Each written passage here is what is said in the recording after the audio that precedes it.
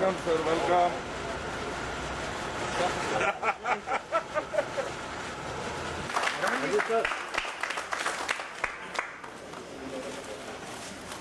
इसी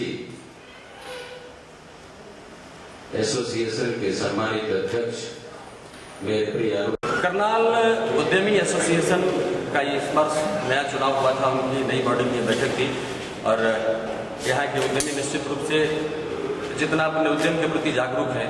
उससे अधिक इस राज्य के अन्य सब विषयों को लेकर गंभीर रहते हैं। इन लोगों को अपने एसोसिएशन में पॉलिटिकल इंटरफेरेंस की अपेक्षा रहती है। राजनीतिक विश्वसनीयता को देख करके इन सब लोगों ने मुझे आमंत्रित किया था। मैं इस अवसर पर आया था, यहाँ की बैठक हुई, इन लोगों को मैंने कुछ साधुवाद और शुभकामना व्यक्त किया है और मैंने इन लोगों से भी अपेक्षा की है कि इस राज्य के श्रेष्ठ निर्माण में यह राज्य जितनी तेज गति से आगे बढ़ रहा है, माननीय देश के प्रधानमंत्री आदरणीय श्री नरेंद्र मोदी ने मेक इन इंडिया का जो विषय आगे बढ़ाया है उसमें हमारे करनाल के व्यवसायियों की श्रेष्ठ भूमिका हो सके। माननीय मुख्यमंत्री आदरणीय श्रीमान मनोहर लाल जी ने भी हमारे करनाल के उद्यमियों के प्रति निश्चित रूप से गंभीर रह करके अपनी हर स्तर पर इनकी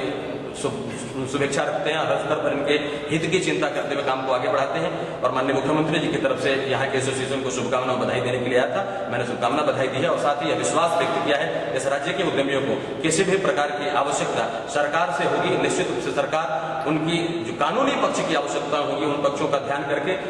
राज्य के हित में जो उद्यमी काम करेगा उसका सहयोग करेगा। मैं सबसे पहले तो अपने HSIDC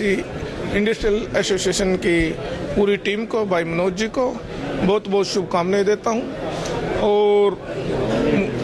उनको आश्वासन भी देता हूं कि आपके संगठन में और आपके व्यापार में किसी तरह की अगर सरकार से कोई भी किसी तरह की मदद मिलेगी तो पूरी सरकार आपके साथ है। पूरी माननीय मुख्यमंत्री जी भी, उनकी भी यही सोच है कि व्यापार अपने नए नए उद्योग लगें और ताकि ज़्यादा से ज़्यादा लोगों को रोजगार मिले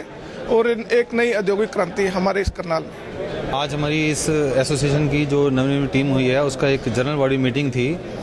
और मैं सारी बातों को बीच में दरकिनार करते हुए यही कहूँगा कि जिस तरह का आश्वासन आज पूरी सरकार हमारे सामने बैठी थी, जिस तरह का आश्वासन उन्होंने उद्योगों को बढ़ाने के लिए और उद्योगों को करनाल में जिस तरह से अशोक सुखीजा जी ने बताया, हमारे कबीर पंथी जी ने बताया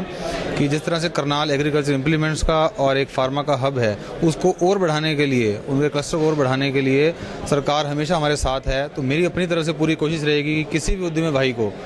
कोई भी परेशानी ना हो, किसी की समस्या हो तो हमारे साथ सरकार खड़ी है।